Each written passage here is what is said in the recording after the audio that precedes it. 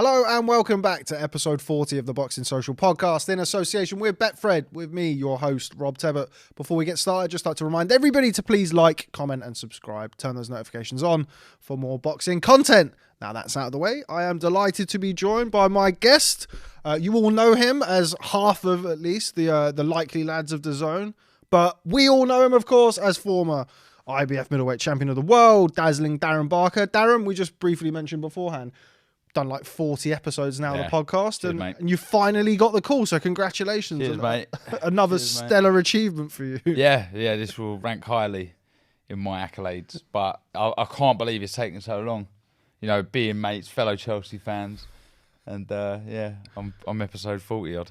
Well, I was waiting for you to have something to announce, Darren, and obviously you've got something to announce, which we'll come on to shortly. Your new venture, ISG, International Sports Group Management. Everybody check them out across socials and what have you. But before we do that, how are you? Welcome to 2022. Obviously, we've not had much boxing. How are you surviving? I'll tell you what, it's been nice. As you well know, the Matchroom The Zone schedule is just mad. It's flat out, and this year Eddie's announced there's going to be 50 shows across the world. Bearing in mind there's been no boxing in January or the first week. I think it's the first week of February, the first show. So I think we're playing catch up. So me and Chris and the rest of the team are going to be extremely busy, but we love it. It's my life. I think you said yesterday when you tweeted, you won't find many more passionate people about boxing. And it's true. I absolutely love it, mate. I love it, though I miss it. It's been a well-earned break. I got to go away for a week. That was lovely with the family. Where did you go? Dubai. I've had it booked for two years. I couldn't go. It's one of those when you got young kids. If you don't go in the winter, Dubai, you can't go because it's too hot in the summer. So I followed everyone out to Dubai. Everyone seems to be out there. But yeah, ready to go now. Recharged, ready to go and. Yeah, I just love it, mate. I love it, and everything's good, mate. Everything's good. Good. Well, it's good to hear. And yeah, I think that's always one thing that we always kind of seem to mention when we do like the interviews that aren't necessarily based around a specific fight is the passion and the hunger. You're one of the few people. George Groves is another person who I always kind of band into this bracket of somebody who Chelsea fans. 3 Chelsea fans. There we go. 3 handsome Chelsea fans. But George and yourself are 2 people who achieved their dream as boxers. You made plenty of money. I think George maybe a couple of quid, maybe more. I hope so. Hopefully a couple of more. But anyway, and you're both very content. And sometimes, you see that in boxing where people maybe didn't achieve what they wanted to do or had some sour, periods of their career. It's not a secret that people can at times become somewhat bitter in boxing, but you're very much not like that. You still kind of keep the same youthful zest for the sport as you had when you were kind of making you out before becoming world champion, which I think is great to see. Because it's my kind of, would I say my only passion? I mean, it's up there. Like I don't think there's anything else, like the family and all of that side of things separately. As far as sort of things that I enjoy, it's really other than I like football, I like all sport really, but boxing's my thing. I just love it. I love. Like I've said this before, that there will be a lot of people, you including other people, who know more about divisions and fighters and names of people coming up, etc., than I potentially do. But when it comes to the logistics of boxing, breaking it down, the technical side of things, that's when I come alive. When I used to, a stone's throw away from here, when I used to box at Repton, the sparring and just figuring out your sparring partner, coming up with that equation, that that calculation, that sum, or that just that problem solving aspect that all of a sudden hits you. That there's no buzz like that for me. When you're in a fight or when you're in a sparring session, that bulb goes off and it's like, I've got him sussed out. So boxing's just my thing. I love it, and like George, we're just super content with what we achieved. I think if George was, to be honest with you, even when we was amateurs, we done really well. We represented our country, won national titles, won international titles, and my goal certainly as a novice pro, one eye on becoming a world title. Didn't ever really think it was realistic, but I wanted to be a British champion. Achieved that, and then a fellow Bartonian, if I don't know if that's what you call us from Barnet. Spencer Holloway won a European title. I wanted to win a European title. Done it twice. And then went on to achieve my ultimate goal. So how can I not be content? And doing what I'm doing now, I'm sat ringside, I'm commentating, I'm living the dream. I really am. Yeah, and I think I get to sit next to you. Well, there we go. I was waiting for get to sit in front of you every week. I was waiting for that part of the glorious part of your life to come out. You mentioned commentating. It wouldn't be right to talk about you without talking about Chris Lloyd, of course, somebody who you've worked very closely with and you're very close friends with. Somebody I've known for a long time as well. Chris further along in his career than certainly I was when we first met, but we've kind of come up behind each other, so to speak, over the years. So seeing you and him on TV, it's lovely. I love it. I like watching it. It makes me feel warm and fuzzy inside. But you have a great relationship with Chris, don't you? Both professionally and personally. He's the top bloke. Me and him speak every day. I speak to Chris every day. Like, I couldn't play some of our voice notes because they're absolutely ridiculous. But we share the same sense of humour. You know, he's far more intelligent than me, but we do like a giggle. He's a good bloke, and for someone that's never properly competed as a boxer, he's done lots of sparring, etc. He reads a fight so well. Very intelligent when it comes to boxing. You know, he can see strengths and weaknesses, and it's very easy for someone to say, "Well, he ain't been in the ring, he doesn't know this." Trust me, he surprised me very early on at how knowledgeable he is with the tactical and technical side of boxing. Great guy, and the same as I get to commentate with Mike Costello when we were in Spain and Italy. It's an honour and a privilege to commentate with him and my wingman Chris, to be with him week in, week out. Like I buzz seeing him. I enjoy. Every week that I'm in his company. He's a good man. Are you his wingman or is he your wingman? Which one? We're each other's wingman. There we go. Right, I had to get that. Actually, funny enough, I see a tweet today, and he was talking about how do you eat your wing. And there was about 4 pictures of wings, one like down to the bone, and one not really eaten. And Chris mentioned that sometimes he does get stuck into the bone. I've seen it with my own. It's not really what I was talking about when it came to the wingman. But he's we all called him the wingman. He's the wingman. He's the wingman. Yeah. Whether he's yours or not, he is the wingman. Eating bones, interesting. New content idea there for Boxing Social. We'll see how many bones Chris Lloyd can eat for maybe a 6-rounder or something like that. Might be interesting. So let's talk about your new venture, ISG. Now I spoke to you. It's probably about 2 years ago now about your plans and how you kind of wanted to make that step into management. And rather than me tell the story for you, tell us about kind of the origins of your thoughts of moving into boxing. Well, boxing management, not boxing. I mean, it does go back beyond that, probably. Yeah. I've been mates with Joe Calzaghe for a while now. And ever since, I mean, a good over a decade now I've been friends with Joe. And it was probably few years after that, we had a conversation, and he wanted to get back into boxing, but had no aspirations of training fighters. But and I haven't after training Dave Allen. That's enough to put anyone off. But I'm glad it was an experience that I did experience. Yeah, we're all friends here. Oh yeah. I was texting Dave yesterday. He'd always be a mate of mine forever. And I just felt, we both felt that we wanted. Look, I'm so lucky that I'm still involved in boxing. I'm very close to the action, and I get to watch it week in, week out, and I buzz off of that. And Joe keeps a keen eye on boxing. But we miss the journey. We miss our arm being raised. We miss the glory. And I think the closest thing for us to experience that buzz again is to help some young fighters fulfill their dreams, because me and Joe will be in the ring throwing every punch with them and helping them do what we've done. I mean, you can't even compare what Joe done compared to what I achieved. He was on another level, but hopefully we can find fighters that can do similar stuff to Joe, and we'll be in there with them and follow them on their journey. And we've got a big pool of contacts, which is important. The passion's there.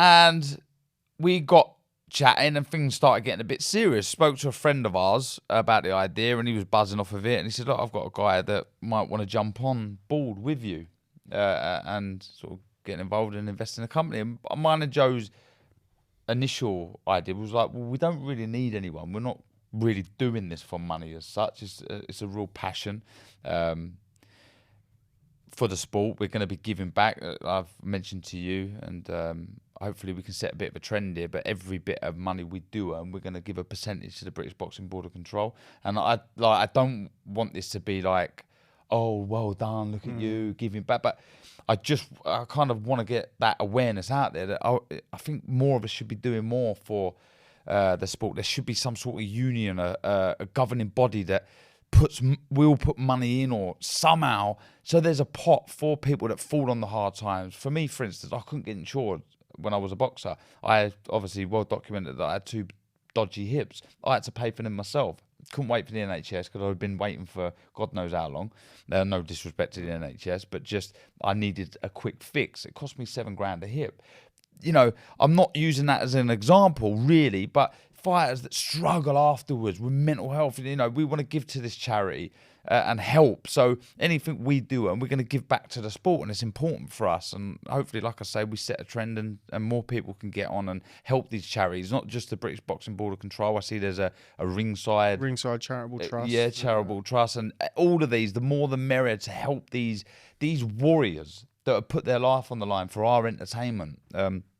So we got speaking to this guy, and one thing that I think me and Joe will both admit slightly is we don't excel in business acumen. You know, it's not our strongest point. You're boxing people. Yeah, we're boxing people. So we thought, look, why not? So David Rothwell from Sydney, Australia, huge property developer out there, not worth, I mean, he's worth more than Eddie Earn. Sorry, Ed. He's got a lot of money. What I'm trying to say is Eddie won't be watching this. Yeah. What I'm trying to say is he's got a lot of money. Yeah, that's saying something. You got if you're a quid in front of Eddie, you've got a few quid. And we just thought, look, it'd be great to have him on board with all the other side of things. He's got a big team behind him, so we've got a big team behind us, which these fighters need and they deserve. For, like I say, the entertainment that they're giving us. So it progressed. We had a big conversation with this guy. I think the goal and the dream is to turn this, as you know, it's in the name, International Sports Group. It's not just boxing. We want to, you know, get the boxing down and then venture into other sports, get people in who are in the top of their field with the contacts that me and Joe have in, whether it be tennis, golf, etc., and build this into a big sporting empire with the same sort of ethos that we share in the boxing world, me and Joe, into the other bits and pieces, you know, for champions, by champions, for people that have been there and done it. Boxing, sorry, I'm rambling on a bit. It's okay, it's fine. But boxing is full of good people. There is a lot of good people, but there are also some not so good people. Yeah, can I say arseholes? You can say whatever you want, Darren. Some arseholes that they're very far and few between. There's not many. There isn't many, right? Okay. People are nice to you, though. Yeah, all right. But like, I just want it to, you know, I feel people in boxing need to be represented well, and they need to be looked after in and out of the ring, and that's what me and Joe want to do, and what we aim to do if this does progress into something bigger. But I'm just looking forward to the journey, as is Joe. Working with somebody like Joe, obviously somebody who's a friend of yours, but also, as you mentioned there, you know, don't be so modest, Darren, former world champion yourself, but obviously Joe, 46-0, one of the greatest British fighters of all time, having somebody with his profile and his experience, that name recognition in the sport, you know, Calzaghe carries weight. How beneficial is that to you at the start, and how do you see yourself and Joe working? Do you see yourself and Joe kind of kicking every ball, so to speak, to kind of to nick a football term? His enthusiasm since we had the initial conversation to now it's been so encouraging on my part. I've loved seeing Joe like this, up and about and just buzzing, because look, Joe has earned a lot of money. He's invested it well. Joe's not in this for the money. he's living. To be honest, living the good life. He lives a good life, a sheltered life, as a lot of people know. He does, I don't see much of Joe. No. He just keeps himself to himself. He's just enjoying life. But like me, there's a void. There's something missing, and we feel this is our calling. For the foreseeable. I enjoy what I do with the commentary. I love it. I would never want to stop that. I love what I do, but this is sort of a long-term project that will just go on forever. Me and Joe would be like Bob Arum one day.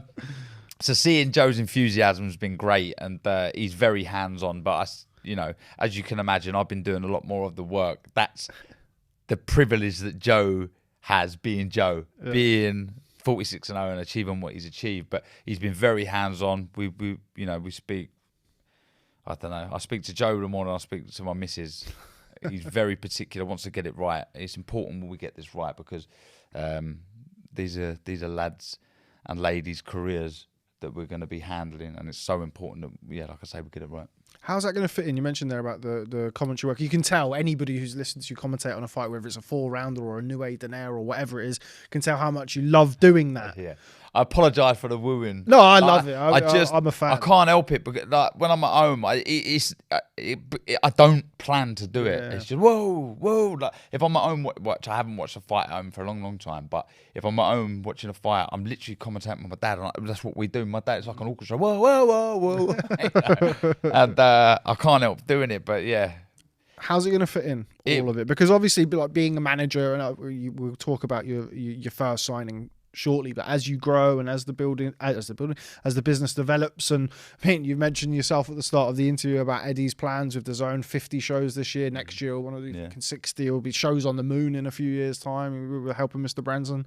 How is it all going to work together? Well, like I say, we've got this investment, we've got this guy, so I think we would like to build the team. Like I say, me and Joe want to be very hands-on. We want to be everywhere we can.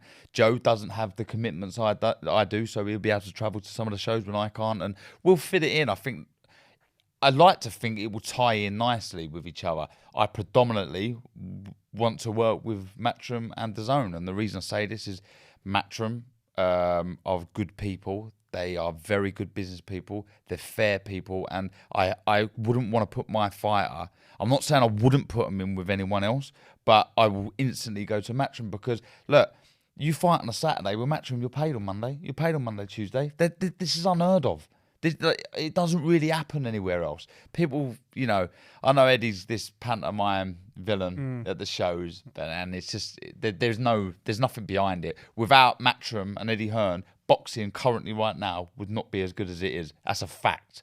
And I would like to put my fighters into Matchroom, because I know they get well looked after. They get the opportunity to be on a big platform, and they'll get paid. And I'm hoping it all ties in nicely. But there's going to be times when I'm going to have to look elsewhere. And look, my job for the fighter is to keep them busy. This is their livelihood. They've got to be earning, and he will have to look elsewhere. But yeah, we'll grow a team and we'll get there. But right now, it's about quality, not quantity. Making sure we can manage it, don't oversaturate it. And I just want it to be successful. Not so much for me and Joe, but for boxing. If the charity can make money and these fighters can fulfill their dreams and earn bundles of money, that's all I care about. You mentioned Eddie there. I just want to go back. Obviously, you've fought under the Matchroom banner. You're now working on the DAZN shows.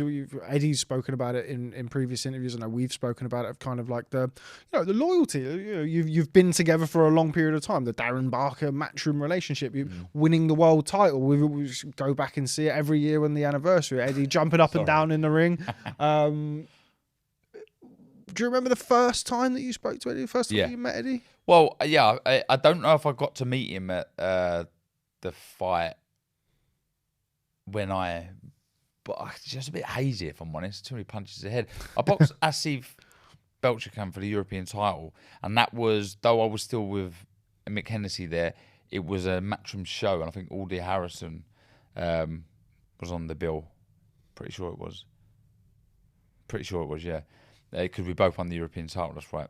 And then shortly after, we was looking to keep busy. Mick unfortunately lost his ITV deal, and we were looking to keep busy. And we had a meeting with Eddie, went into the Matchroom office, and I met him there, and I just thought, do you know what, he's a funny geezer. He's a funny bloke, and yeah, that was it. I always felt when I was fighting, he was in my corner, and you see the passion there. When I won that world title, how much it meant to him. And look, there's a face that you don't see as well. When I lost to Martinez and I'm doing an interview, you can see the devastation on Eddie's face. He's gutted for me. He's gutted for me. He's not gutted for him. I know this for a fact. He's gutted for him. You know, he's gutted for me. He just wanted to see me do well. And I've got a lot of respect for Eddie and Barry and Matchroom.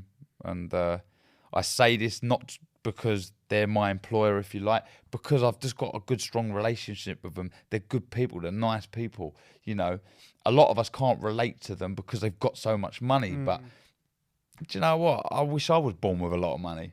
You know what I mean? He's doing a lot of good for a lot of people. So yeah, I would like to channel my fighters into Matchroom. And you're obviously, you know, you were around in the early stages of Eddie's time in boxing as well.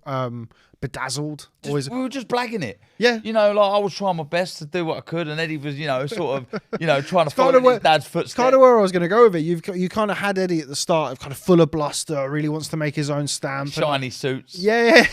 God, Jesus. So he's had some interesting ones over the years. Yeah. But you've seen, like, not only the growth of Eddie and how Eddie's developed as a promoter and as a businessman, but of course, obviously, Matchroom as a business. Matchroom boxing now, it's in Spain, it's in Italy, it's all over the place. It's moved into Australia.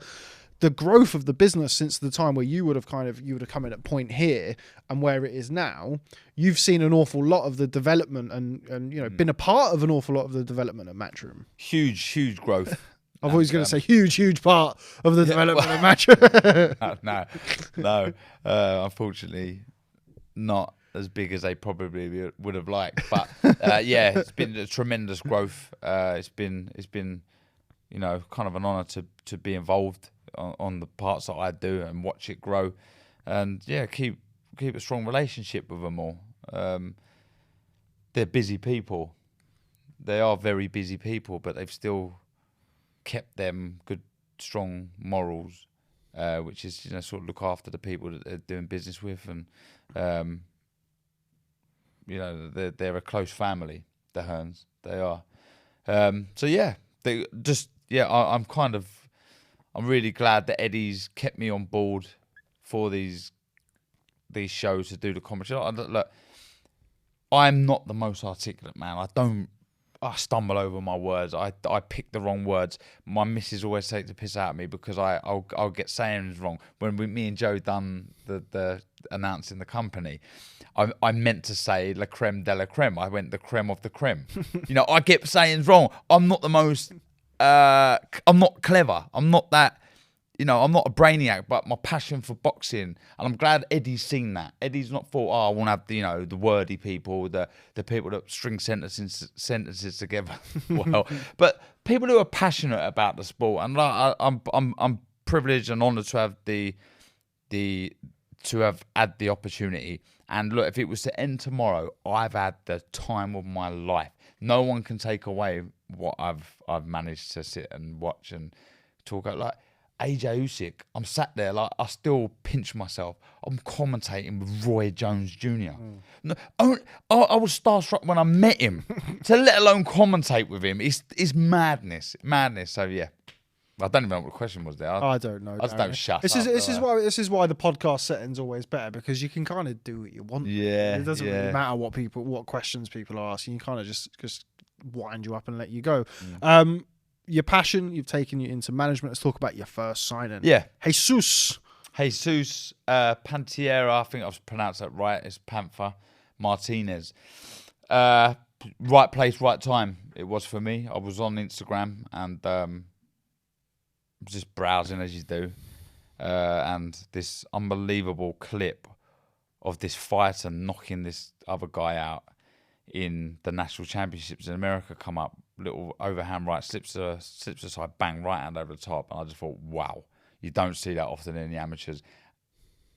With the heavyweights and the bigger weights sometimes, but not down at, you know, this guy will campaign at around sort of super bantam, feather, lightweight. That sort of, I think you can go up and down. He's talking, look, this guy is special.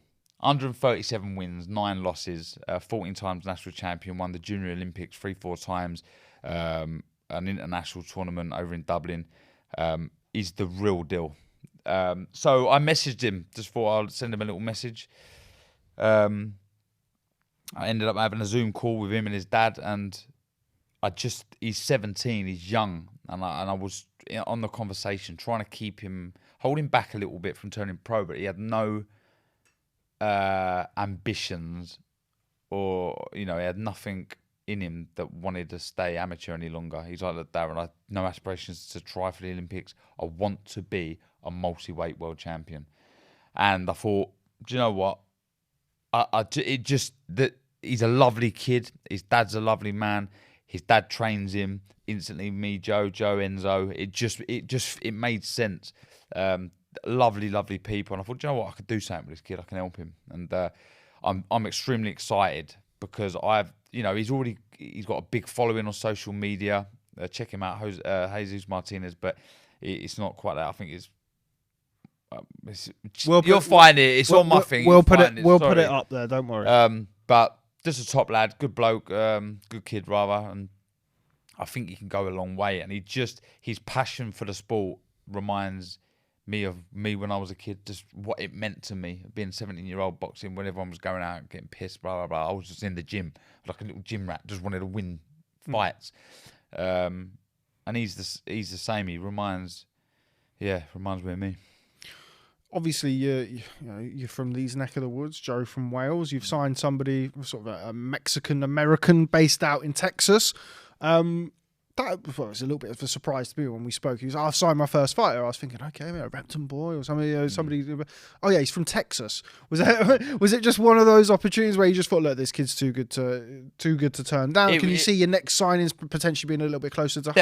Definitely. I was just so excited by what I was witnessing with that knockout. I thought, wow, you don't see that often. And I just wanted to have a chat with him initially. I was never like, right, I want to sign this kid. So let's have a chat and just to see, see where he wants to go and what he wants to do. And I just thought, what a lovely, lovely boy. I'm not being condescending there or disrespectful. He's a young lad, but he's trained by his dad. And I just thought, they're just lovely people. And I just wanted to work with him. I really did. Was random, but like I say, it wasn't with the international. We wasn't just thinking UK-based fighters, though I do want a nice little stable of UK fighters. I do want to get some fighters from the Repton that I also relate to and I will have a good relationship with. But like I say, this is all about, I'm not in no mad rush to quickly get loads of signings. I think me and Joe have said it's about not just quality. I think we want fighters that are going to be extremely disciplined. We want the narrative. We want that, I want there to be kids that just, there's that connection between us. And that's important. So, like I say, I'm in no rush. We might not see a signing for a little bit. It's got to work. It's got to make sense for us, them, and everyone involved. And this is kind of where I was going with the fact that you are very content. There's no need for you to go out and do kind of like throw a load of shit at the wall and hope something sticks and just sign 6, 8, 10 fighters and you've got to get them out here because you're short of a few quid or as you sometimes see in boxing. We see it we see it a lot. So it's good to hear that. Moving away from Jesus Martinez, who will be making his boxing social debut later this evening. Get the plug in there before the video comes out. Tony Sims. Saw Tony in the gym the other day. I'm sure you've spoke to him since your announcement. Or have you? Hopefully you have. I actually haven't. Well, it was only yesterday, you'd have known beforehand anyway. Yeah, Tony's he's always got my back. Yeah. We're so close. I saw him in the gym the other day, and it's the first time I've seen him in a little while. And he was telling me about his training regimen that he's been putting himself through recently. Himself? Yeah. Right, he's a we beast. were texting, So he does something similar to me with the press ups, like the 100 press ups. He's like, I did me 5 miles this morning. And I was thinking, I said, can you go and stand over there? It's not really good for my self-esteem. You're coming to stand next to me and you're in much better shape. But one of the reasons I wanted to talk to you about Tony, obviously the work that he's doing at the minute with your Conor Benns, your Felix Cash, Craig Richards, always a very thriving gym. Specifically with Conor Benn, I just want to talk about the work that he's done with him over recent years in particular. How much credit do you think Tony Sims, of course, Conor Benn as well, has put the work in the gym and is ultimately the guy stepping in through the ropes, but a much improved fighter under Tony Sims' guidance? I'm not surprised for two reasons. We'll start with Tony on his side. I realised early on that Tony was a fantastic trainer because he never, like, I don't know if many see me as an amateur, but I was very much, I'd mastered the amateur scoring then, which was computer scoring. I was almost like a fencing like stylist, and a lot of people rubbished me and didn't think I'd be a good pro. And Tony moulded me quite quickly into a decent pro. Quite early on, started to get me to round my shoulders a little bit, keep my hands up, not lean back on the shots, and made these little changes. I thought, do you know what? He knows his boxing. He introduced me to a lot of famous fighters that I knew who they were. One being Sugar Ray Robinson, the greatest ever fighter. Hadn't watched loads of him though. I was a big fan at the time of watching sort of Mike Tyson, Barrera, and Morales, and those sort of fighters. And didn't really go that far back. Watched a lot of Muhammad Ali because my dad loved him, but introduced me to a lot of these fighters, and I think it's a really smart way of looking at it.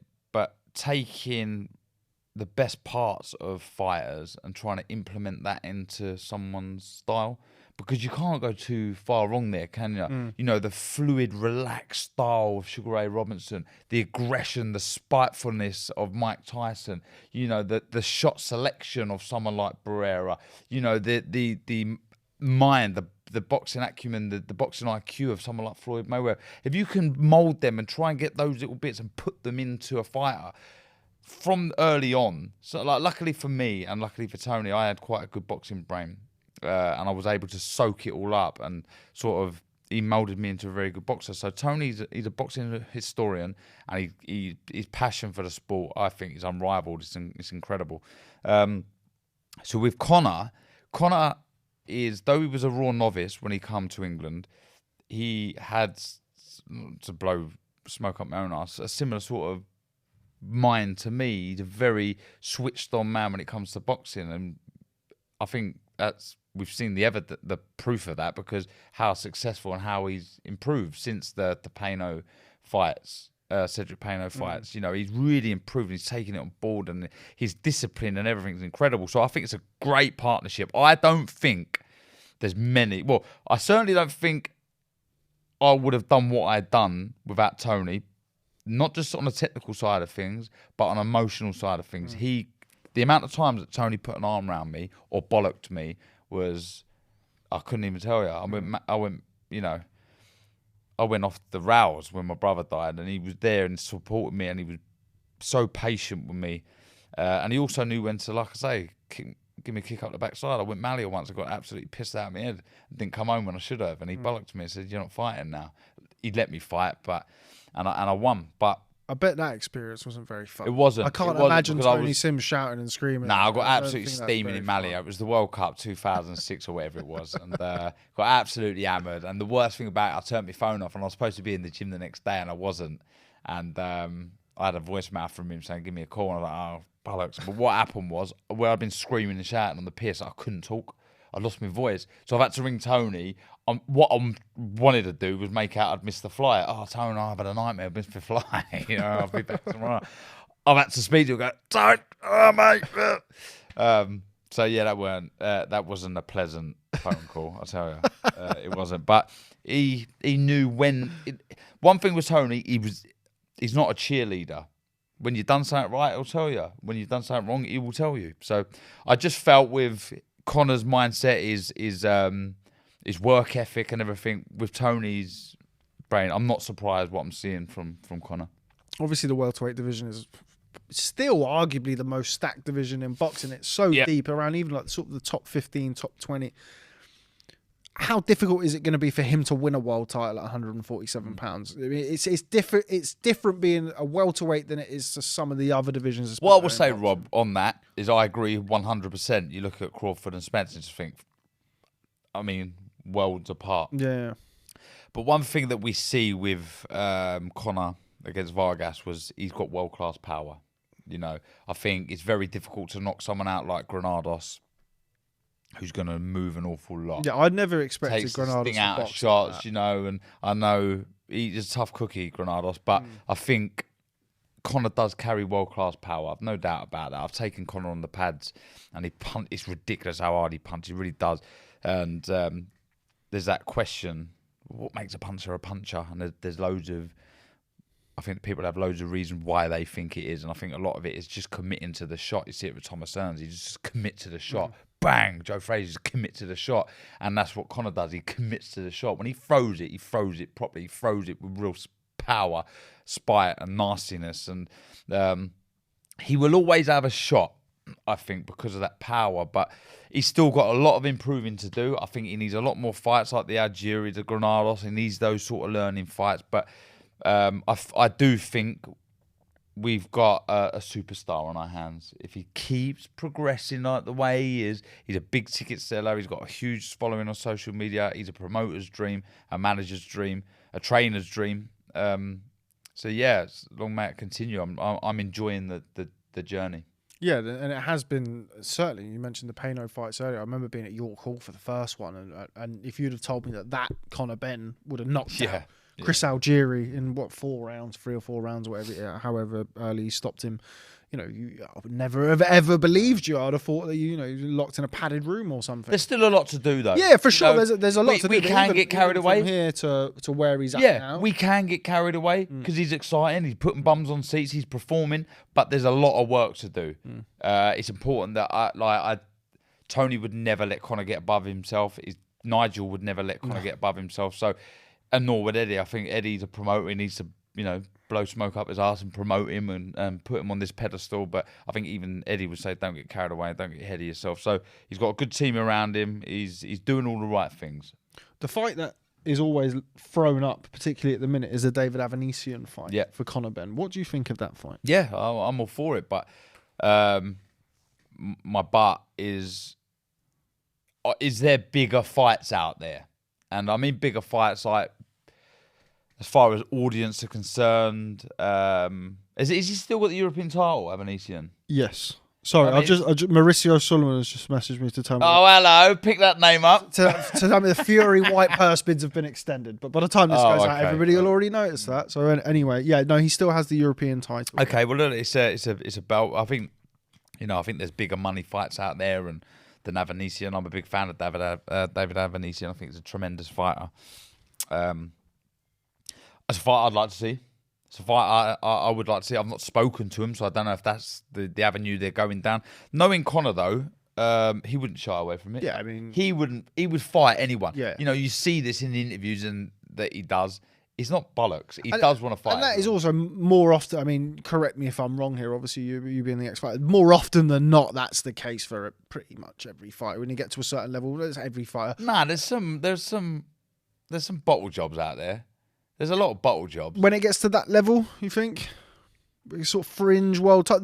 What I'm saying is that once you get to kind of fringe world level, unbeaten, testosterone fueled young man, look, you think you're ready to take on the world. There are some bottle jobs in his mind and wafflers out there. Trust me. But yeah, Conor will fight anyone. But you're right, it's about having a good team around him. But it's a fight I'd like to see. Certainly, will it happen? I don't know, but. He's never really, if the opponent comes to fight, he's never going to be in a boring fight, Conor. Yeah. Certainly a fight that I'd like to see. There's plenty of I'd love to see it. I'd love to see it. I think he's ready for the fight. I do. I think he's ready for the fight. Whether it's kind of like... Who goes into that favourite, in your opinion? I think Avanesian would be a favourite, a betting favourite with the bookies. But we've seen Avanesian stop before. Josh Kelly hurt him. Yeah. We obviously stopped Josh Kelly, so what happened up until that point is kind of irrelevant and immaterial. But I think he's ready for that fight now. I think personally, Maurice Hooker, who's been discussed as a fight for Conor Benn, I think that's a dangerous fight. Yeah, it's a very dangerous fight. He's long, he can punch, he's game, he's tough, he's boxed at a very high level. He's probably not in his prime anymore. He's probably just slightly beyond, but he's not with respect to Chris Algieri, who boxed Mikel Lapierre, and that was kind of it for a couple of years. I think Hooker is still very much a viable opponent, but I think stylistically that's a really tricky fight for Conor Benn. Yeah, I think. Yeah. the beauty of this though, there's a lot of names, there's a lot of options because he's such a big draw. Yeah. Conor, he's never going to be shy of opportunities. No, certainly not. Let's talk about the Matchroom and DAZN schedule. What we haven't touched upon already. First, I want to talk to you about, we've seen a lot of it this week because we had the press tour back to back. Lee Wood versus Michael Conlan for the WBA, featherweight title, regular title, whatever the WBA are up to this week. I'm sure it will change next week. What do you make of that fight? I'm buzzing for it. And I've been going back and forth. But I think it's a very, very good fight and a real pick-em fight, in my opinion. Conlan, by the way, personally, I'm a big fan of both of them. I think they're lovely lads. Got a lot of time and respect for both of them. Both speak really well. I think Lee Wood's definitely got a potential job down the line as a pundit, as a commentator. Brilliant analyst. Really, really good. And Conlan, great man. Very entertaining, funny. And boy, can they both fight. They really can. And I can see an argument for both. I can see Conlan starting really fast. Could be very cagey at times. Yeah, I think it might be cagey. Very cagey at times, I think, and that would be more down to Lee Wood. And I think the game plan that Benn and that will probably bring into that fight, very sort of, let them fall over the front foot counter sort of thing and stuff like that. A lot of twitching from both men trying to draw the lead. But I think as that fight goes on, it's going to be very entertaining. I think something in me says the longer that fight goes on for, the more I favour Lee Wood. But it's a good one. I'm looking forward to it. I am looking forward to it. Like I say, I like a fight when I've got an argument for both. When I can sort of see a way for both winning. I think speed lies with Conlan. I think shot selection really, really good. I think the ability to be able to stick to a game plan. We see that against Zukhan. Lee Wood was tremendous. Yeah, I thought he was really impressive. Very, very good. Like punch perfect. Fantastic display. People after the fight can say what they want about how Zukhan didn't do it. He didn't do this. He didn't do that. Didn't do the other. But Lee Wood was excellent, and also he was a favourite in the fight. If you're not, it's for the people that haven't boxed before. Just when you're watching a fight, try and watch the bits in between the punches that are thrown. That's how you can also gauge a very good fighter. The little bit of head movement, the little twitching, the feinting, the stuff that's being done without it being that obvious. Just, for the boxing fan out there, just have a look when you're watching a fight. The stuff that's done when they're not throwing shots, the feet being brought in and out of range, just slide in and out. Canelo does it so well, the little slipping side to side, and just like them little twerks. I think Lee Wood does that really good. Ben Davidson's got Lee doing that really well, and it just keeps you thinking all the time. And I think that's what happened with Zukhan, is he just stopped him. He caught him with a couple of counters early on, and he was just like, whoa, I'm kind of almost wasn't scared of throwing shots, but a little bit worried about pouring out a shot and getting countered. That was kind of what I was impressed with in that performance for Lee Wood. I heard, we hear from people on the circuit, they was talking about how hard he punches. Ben Davison spoke a lot about how hard he punches. But I was really impressed with what you just said there, with kind of the way that he was able to, the jab to the body was probably the best shot that he threw throughout that fight. So underrated, that shot, as well as the feint. And it's just offsetting that rhythm that a fighter likes to get in. Zukhan, it was, what did he throw? Like over 1,500 punches or something, 12 rounds. His... Instantly, what you've got to try and do is when you're fighting someone like this, unsettle their rhythm, break up that rhythm. And that sort of little jerky thing, the feint, just makes you, I better not let my hands go. I'm going to get caught with a shot here. And the jab to the body was key when you're fighting someone like that. It just stops them in their tracks, and you've just got a bigger target to aim for. Again, for young fighters watching this, don't neglect the jab to the body. It's a tremendous shot. There you go, Darren Barker of DAZN, telling everybody there. Free analysis work here on the Boxing Social podcast. I like it. Looking for your completely unbiased opinion on Daniel Jacobs versus your old mate John Ryder. I'm never going to go against Ryder. I love him too much. I feel that's the unbiased opinion of Darren Barker. I feel if John can get on him, and when he gets John likes to get in tight and work away. He likes to get in close. We've seen John, he likes to grab hold and work and blah, blah. I think John needs to get close and be busy. There's no point trying to change your style now. I think it's important to sort of, again, break up the rhythm with Daniel Jacobs, who's got tremendous hand speed, can really fight. I think if John can get close and work away, he can win it on points. It's a tough fight for John. We know that. But I've seen some of the photographs of Daniel Jacobs. He does look old. I mean, he's had some tough fights. He's been around the block. He's obviously still got bundles of desire. He's coming to London to fight in John's own backyard. So I guess a big question is how much does Jacobs have left? We know John sort of started here and he's up here, John. I mean, the fight with Callum Smith, I'll say, I truly believe he won the fight. I thought he won the fight.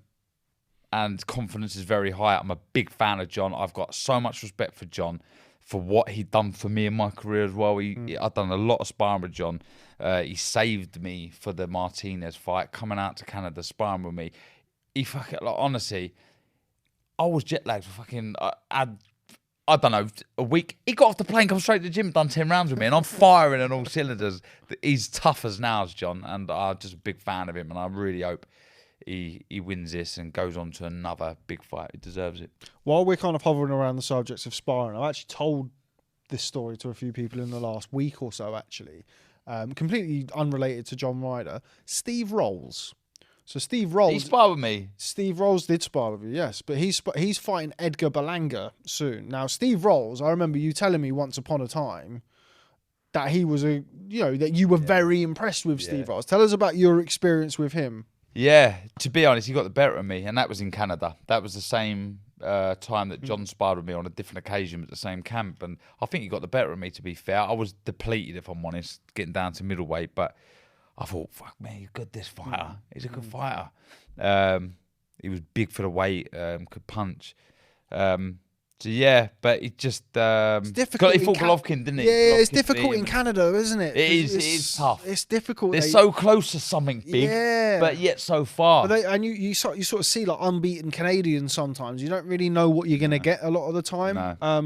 And I feel like the problem is good fighter, obviously, former world champion like yourself, giving that endorsement to him. But he's fighting here, and then he goes and boxes Golovkin, and then from there. But I give him a real chance against Edgar Berlanga. I've been talking about it. Berlanga was dropped and had a close fight with Caceres. Don't want to be getting caught off of him, do you? Yeah, he can punch. Obviously, he can punch. Yeah. 14, 15 first round knockouts in a row, or whatever it was. He had that crazy long streak. But yeah, just popped into my head to ask you there about. But I'm with you. He's got a chance. Yeah.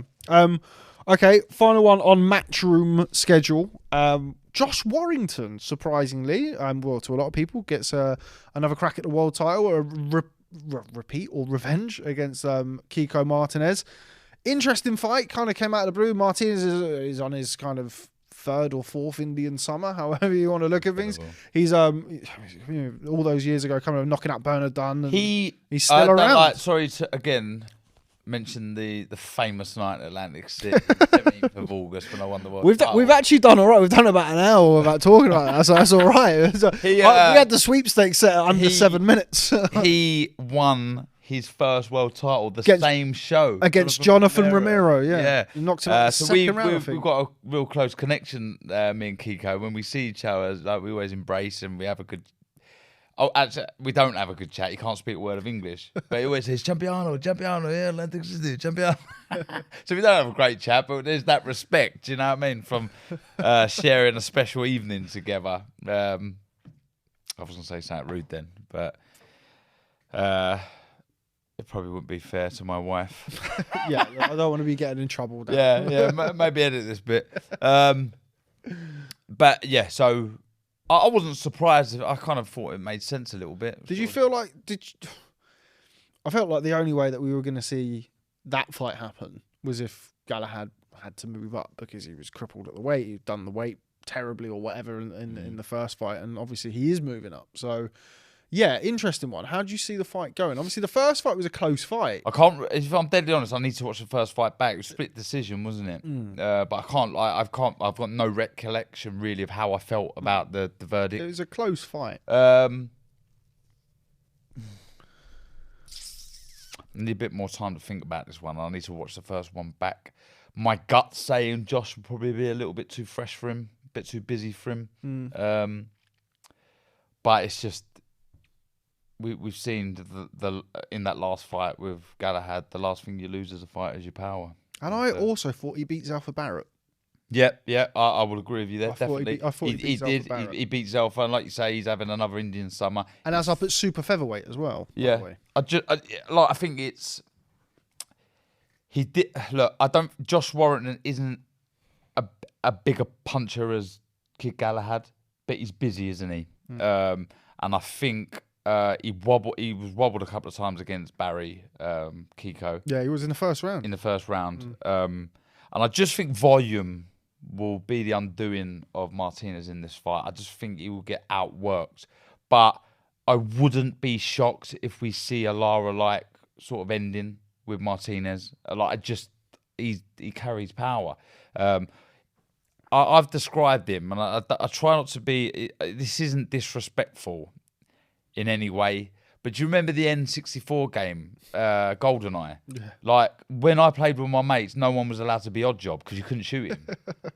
He was so hard, you had to sort of point down and shoot to kill him. You had to shoot down. He uses his disadvantage as an advantage. Because, look, you hear this saying all the time in boxing, a good big one will always beat a good little one. But he makes his size disadvantage work for him. He's very difficult. It's not. I didn't really like punching down, if I'm honest. But he has a way low. He crouches down. He's smart with that overhand right. He slips on the inside of the orthodox stance. He'll slip on the inside of the jab and he'll come over the right hand. So yeah, he's got a chance for sure. I just favoured Josh. I think he's a bit too fresh. The Martinez Galahad fight, or the Galahad Martinez fight, that was a big Darren Barker. Whoa, that was a big one. Yeah. That was like Gary Neville, Fernando Torres. Yeah, I think the biggest one was White Povetkin. Yeah, I absolutely lost my shit there. Yeah, me and Chris Lloyd. That was before the actual official DAZN contract got signed, and we was in. It was fight camp, but we were 2 fields away, watching it on the screen in a quiet little. It's where all the trucks were, and I almost fell off my chair. I couldn't believe what I was seeing. Chris was like, it was 3 knockdowns in the round before, whatever it was, or 3 knockdowns. I think it's 2 knockdowns in a round before. Yeah, like it don't happen. Yeah, incredible. That's why boxing, like, best sport in the world. There's no other sport where you can be winning 99.9% of the game, the match, whatever you want to call it, and then lose. Yeah. There's no other sport that you can do that. Anyway, right, take your Matchroom hat off for 5 minutes and let's talk about some other boxing. Amir Khan versus Kell-Brook. Going as a fan. Yeah. Are you really? Yeah. I'm going up there with 2 lads from Matchroom. And do you know what I'm buzzing for? Yeah. Do you know what I'm buzzing for? I've got a ticket, £100 ticket, and I'm just sat in the stands. I've not sat in the stands watching a fight for years. I cannot wait. To be sat in the stands with a couple of mates just sat there watching boxing, but buzzing for it. Yeah, that's going to be good. I think I'm going to be up there for the week. So it'll be, when are you going? Are you just going on the fight night? Just going to go on Saturday morning. Yeah. I don't know if DAZN were potentially going to want to do like a show or something, because they do like DAZN will do like shows and night off. I just want to plot up. Trying to get Darren to spoil his night as a fan. You're my manager now. How'd you see the fight going? Again, like the previous 2 fights, like we've just spoken about, I can see a method for victory for both.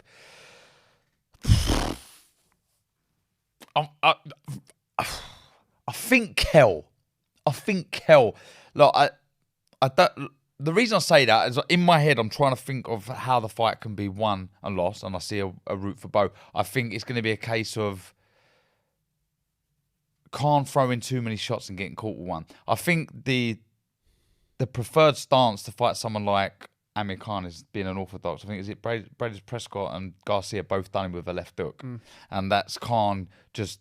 His hand speed's electric, and what happens is he throws about 4, 5, 6 shots. Because his hands are so quick, he starts coming over the front foot, and what happens is your right hand comes down there. It's just the natural way of the momentum bringing your hand down, and then you're open to the left hook. So I think the later the fight goes, I think because of the obvious struggles that Kell will have getting to, what is it, 149? 149, yeah. I think that will be tough for him. It will be tough for him, and I think if Amir does set a high pace, which he's busy with the jab and he does let his hands go, and Kell can't stand off of him too much, he's going to have to trade with him. I think that's probably his best chance. I'm not saying he can't outbox Amir Khan, but I think his best chance is knocking Amir Khan out. So to do so, I think it's to throw when he throws because he's the bigger puncher, Kel. But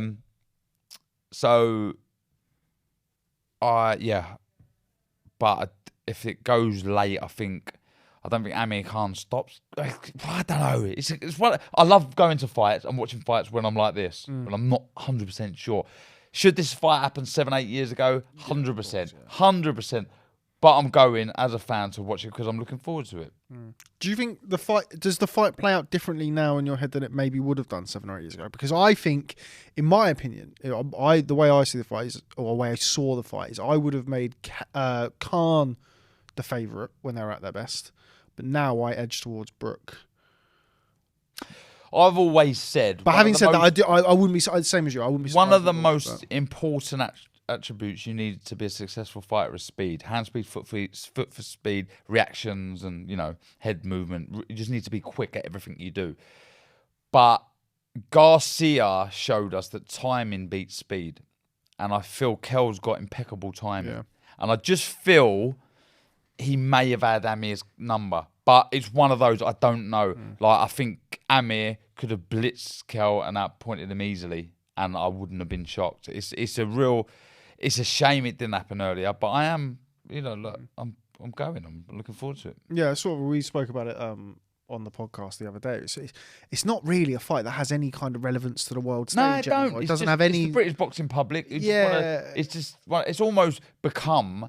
It's that far late that it's almost like one of those fantasy fights. That we're finally going to get to see. It's sort of like a thriller fight, but actually a real fight now. Like, I mean, sort of an exhibition, but I'll be very obviously surprised. Definitely not an exhibition. They hate each other, but still. Yeah, it is almost a novelty fight, if you like, because they're not going to fight after this, are they? You wouldn't have thought so. Well, they'll jack it in. So, I think what way to go out. They're going to earn bundles of money for it, and they'll retire, and that'll be the end of it. The Sunset, they can both be extremely proud of their careers. Some will say, Kel didn't do his brother. He still was a world champion, still had some big fights, some big paydays.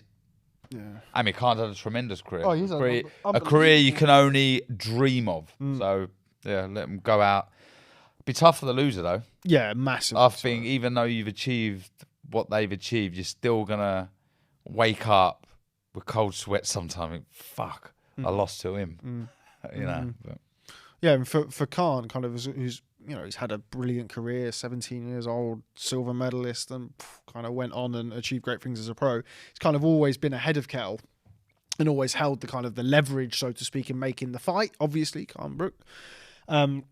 If he was to lose, you just feel like after all of the years and years and years of Brook calling him out, then Brook would be able to say, you ducked me all that time because you knew what would happen, blah, blah, blah. But then also for Brook, chased and chased and chased, I'm going to knock you out, I'm going to do this, do that, and then he gets the chance and then he loses. It's going to be such a damaging defeat. Yeah, it would be very damaging for Amir. I think Amir is a big fan of money and he likes spending it and going out and lives, I think he would take peace from all the money that he's earned and just sat, you'd see him build a bloody hotel in Dubai or something, and I think that would be his way of sort of dealing with it. But yeah, I wouldn't want to be the loser. No, I think for me the big concern that I have over Khan and why I see the fight potentially differently now than it used to be is I feel like Khan's lost his sense of distance. In his last couple of fights, admittedly one was against Billy Dibb, who was featherweight that he boxed on short notice. And it's something that Virgil Hunter said, well, obviously they used to work together, no longer work together, is that Amir's control of distance has lost it. He can't control the distance like he used to. Obviously really long, fast hands, move off. And I feel like he's just going to be there to be timed, as we said, with Brook. What happens with that when you're struggling for your timing and your distance is, again, you fall over that front foot. You start overreaching, trying to get there. So when you're too far out of range and you're trying to force the shot and you're bringing your hand in and not your feet, and then you fall over that front foot. And I can't stress how important it is that you don't do that. And if you do it, say you bring in the right hand and you're reaching with the right hand, you're over the front foot, you've got to roll out after. So you've got to follow the hand. And Amir, unfortunately, doesn't do that. He falls over and he's just wide open to the left hook. So I think that would be something that Brook and his team would try and look to do, is from the southpaw stance, throw the left hook. But It's an interesting one, mate. It certainly is. And the last thing on that is the rehydration clause. I want to know when the second weigh-in is. I want to know what time it is, Darren. I'm not asking you, but I'm assuming it would be before 10 in the morning. No? Well, I've heard it's in the afternoon. The next day? The next day. Do you know what? I don't give a toss. I think it could have some bearing on the fight. I'm not saying on the fight, but I just generally don't care. Okay, well, Darren doesn't care. We'll move on. Yeah. All right, before we let you go, I appreciate your time today. Obviously, it's been a very busy week with you and your big announcement. Let's talk some heavyweight stuff. You mentioned Joshua versus Usyk. This is going to go on, isn't it? We won't go over too much old ground, should we say? You mentioned Joshua Usyk. You were there that glorious night next to Roy Jones Jr. Y'all must have forgot. What a performance from Alexander Usyk that night. How impressed were you with it? And if we see a rematch, how do you think the rematch? Very impressed with the first performance. I wasn't surprised, really. I guess I was with the result, if I'm honest. I was sort of unsure with Usyk. I knew how great he was, but how great a heavyweight he was going to be, I wasn't sure. We didn't see enough against Chisora and Witherspoon to really say, are you going to be a force with, to be reckoned with at heavyweights? I just wasn't sure. So I knew he was a tremendous fighter, but off the back of that, was probably leaning towards AJ, just with the size and the power and all the physical advantages. Tremendous performance, punch perfect, brilliant angles, shots coming in from all areas. Hurt AJ, especially in the last round. Well, it was the last round, wasn't it? Yeah. And was kind of afterwards not that surprised. I wasn't like, wow, I can't believe what's happened. I was like, well, we've just seen a master there. Yeah, and going into the fight, you kind of knew what stylistic problems he would pose for Joshua, but you didn't. Well, you didn't. No. But you didn't. You weren't 100% sure if you'd be able to implement it against a proper heavyweight. But you knew the potential that he was going to be a really tricky night, really hard night. So once he was able to pull it off, it was like, okay, yeah. Kind of the worst fears, if you want to put it that way, that he had before the fight were realised during the fight. Yeah, absolutely. But now looking at the rematch, if we get it, and there's fights I want to see probably ahead of that, but I'm all for it. And the reason I am is because you sell that, it's not even about selling the fight. If you're anti-Joshua, you say, look, I was rebellious in the first round. I tried to outbox a master. I was pissed off that everyone was saying I can't outbox him. I've won a gold in the Olympics. That was contentious, blah, blah, blah. I'm still, I was a very good amateur. I'm a very good boxer. I can outbox Usyk. So he tried to rebel and show what a great fighter he was. Now, selling the rematch, you say, I was an idiot. I shouldn't have done that. I'm going to go out and knock his fucking head off. I'm going to go in there and I'm going to put my size advantage, my weight, my reach, my harder punching power into this fight, and I try and batter him. I hit his arms, I wing round the back of the head, I just let my hands go. With knowledge and thought behind the work, but let your hands go, let them go. And I think off the back of that, if you start seeing a bit more, like I spoke to AJ, there was a charity function for the Barry and Eddie done, a small intimate do, and Anthony was there, and I sort of got from his demeanour and the way he was talking that he's trying to get that aggression out of him. He was kind of... I just felt there was... I could see in his mentality and the way he was expressing himself that he's trying to G himself up to get a bit more nasty in there. When you see AJ nasty, you can... he's a beast. So I think that fight sells on the back of him saying, right, I'm going to have it. You're, of course, now internationally renowned boxing manager. If Anthony Joshua was one of your clients, would you advise him to go straight into the rematch? Oh, if I'm Anthony Joshua, I do. And the reason I do that... But if you're Anthony Joshua's manager... Yeah, okay. So if I'm his manager and someone's saying to me, I will give you X amount not to fight, I'm saying to him, right, you know how hard boxing is. Take the money. Take the money. You're going to get millions of pounds not to fight. You're going to get a big fight after, whether it's with AJ, with Usyk, Fury. You're a big star. You're going to get a big fight. Take the money. Like, who gives you free money? in this world. No one gives you money. So get me, like, why didn't I get the opportunity to get given money? Barker would have stepped aside, man. Yeah. Daniel Gill would still be world champion To be now. fair, if I can Sturm smash the granite out of it in 2 rounds, so that was almost like a freebie. But, like, I would advise him to take the money. Look, you're going to get a big fight. I would. But like I said, if I'm AJ, I'd take the immediate rematch. He's done it. Look, Ruiz isn't Usyk. No. But he's done it once before. That was kind of like, I interviewed Eddie, I think the Monday after the fight, and he was a typical Eddie, very combative, we're counter punching sort of thing of what had happened at the weekend. And I sort of said to him, like, you could see in the first Ruiz fight, you kind of see where he went wrong. He hurt him, he rushed him, we were there, in front of it, caught on the top, and then after that, the fight was a completely different fight. You got caught, got caught in the exchange, and then the fight was it. You could see how he was going to rectify that in the rematch. Whereas the Usyk fight, he was comprehensively outboxed. He was outboxed, really. I've 8 rounds to 4. Yeah. And it's difficult to see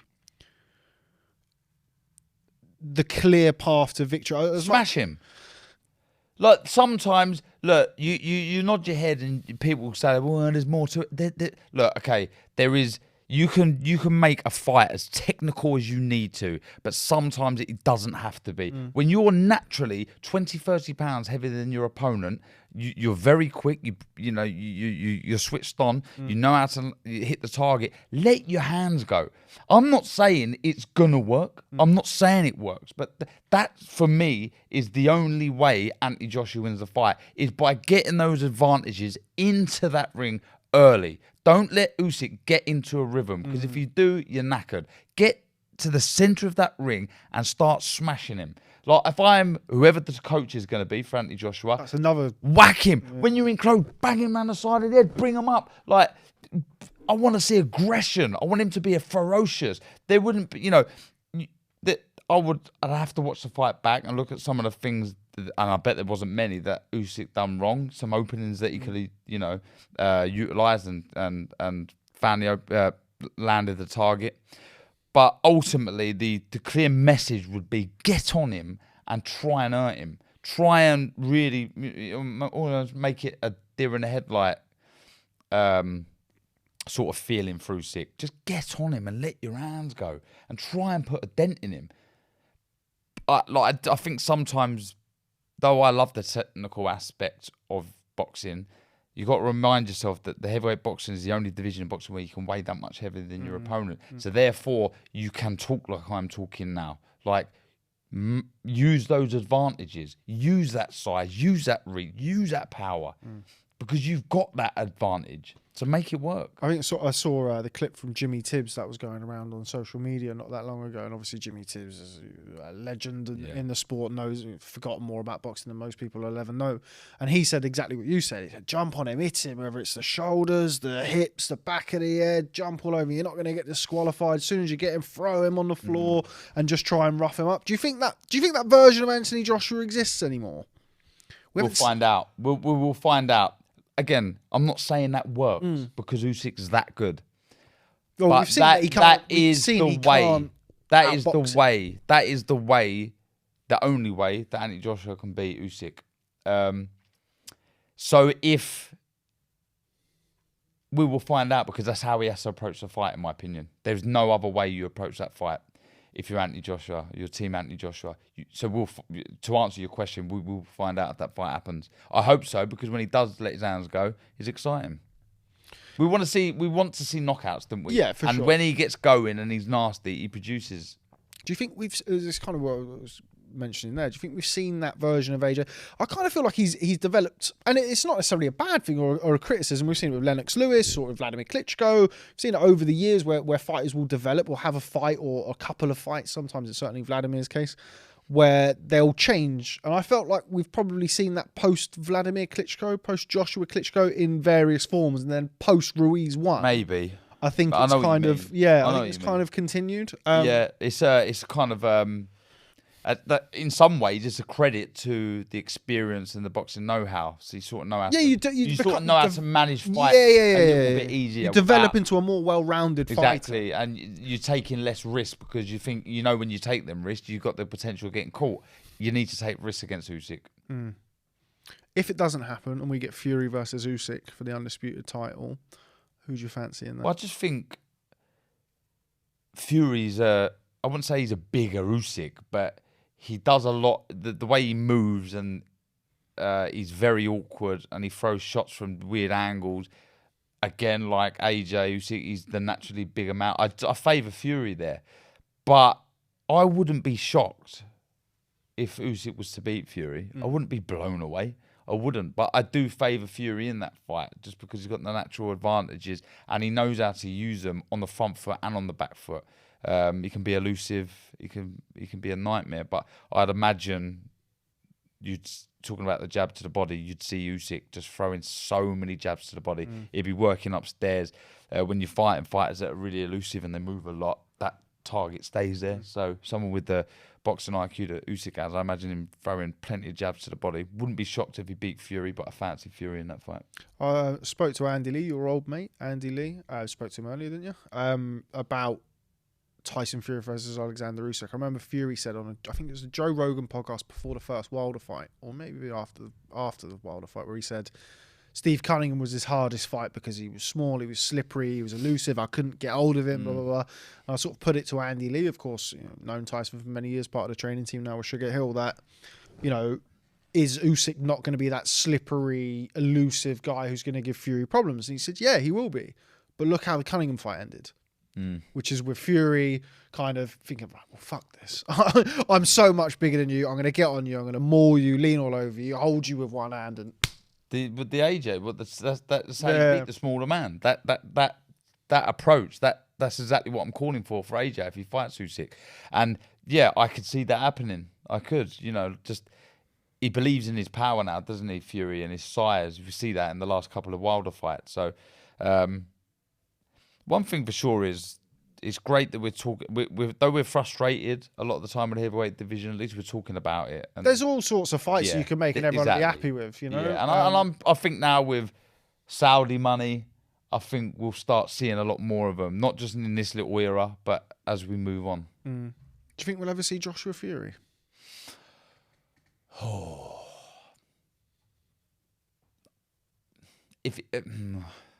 Yeah, I do, but it has to be in the next couple of years.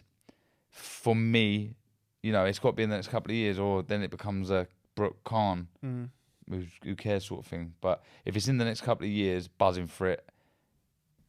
And do you know what? I think there's so much money in that fight. Yeah, I do. Yeah, I was kind of like, I feel like we will still see it because there's so much money on the table, and it would be such a massive I know fight. what you're saying, but it won't be the same fight if he loses to Usyk again.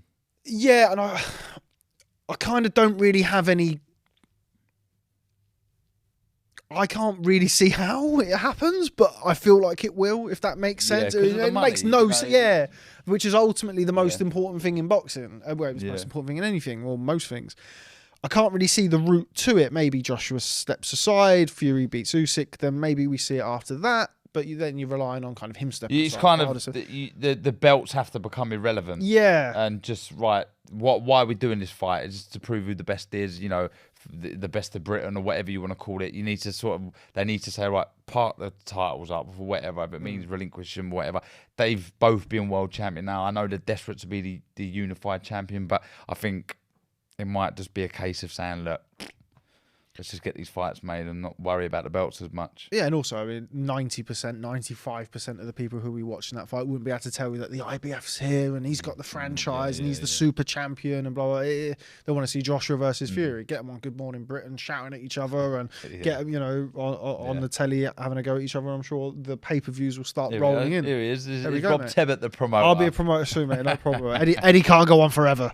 But anyway, right. So we're getting down to the end of the pod, so I'm going to leave the floor to you. Is that a timer there? That's a timer there, yeah. So actually, I wanted to be done with 30 minutes to go. We've got 33. So I know what magic you can produce in 3 minutes, Darren. She'll tell you that. There we go. Set him up for that one. Nice, easy one for Darren. So I'm going to leave the final word with you. What does 2022 hold in store for Darren Barker, former world middleweight champion, turned commentator, analyst, and now boxing? Well, it changes slightly for me. I'm living the dream, Rob, as you know, talking to me. I want to continue that part of my life. I want to continue sitting there and hopefully adding to the drama of the fights. I hope people appreciate listening to me, and I hope that continues, because the day that everyone starts whinging and says, "Oh, I can't stand him," I'll have to knock it on there, because I'm a boxing fan. Okay, so if I'm not, if people don't want to listen to me and they're not enjoying listening to me, then I'll have to. I have got too much respect for the game, and I'll have to move aside. So it's to continue doing what I'm doing and enjoying it and loving it, because just being around boxing. And then there's the business side of things. It's to try and get a small stable of fighters to start with and just earn them as much money as I can. As much money as I can. And look, most importantly, be happy, be nice to people, be kind. I know it sounds stupid and people are probably going to take the piss out of me, but we all just want to get by in this world, don't we? With a smile on our face, with no aggro, with as little stress as possible. And if that person that you let go says thanks, just puts a little smile on your face, or someone holds the door for you, or something like that, it does make a difference, doesn't it? And I just want to do that a bit more. I just want to be a bit, I don't think I'm an horrible person, I think I'm generally nice, but just trying to have a bit more of a positive attitude in life, be a bit more helpful to others, and just be happy, mate. Be a good dad, be a good husband. Hopefully Chelsea can win a few more games, trophies. A lottery wouldn't go amiss. Grow a couple of inches downstairs. These are all things I wouldn't mind, but I don't think it was all so poignant. I don't think I want to get it. I don't think I want to get all of that in 2022. But here's for hoping. Yeah, here's the hoping indeed. Well, thank you very much for popping down today. Really appreciate you coming in. As I said, I know it's been a very busy week for you, and congratulations once again on your new venture. Everybody look out for ISG Management all over social media, and Jesus Martinez, future star. Thank you, by the way. Thank you for helping me out with my grammar and things like that. That's fine. Like I say, I don't really excel in much outside of boxing, so yeah, I've appreciated your little bit of help. That's okay, Darren. I don't really excel in much outside of Darren, you spelt your name wrong. It's 2 R's. Let's not go into that. Darren Barker, always a pleasure. Former IBF middleweight champion of the world. Thanks very much for stopping by on the Boxing Social podcast, and to you for watching, and we will see you soon. Thanks very much.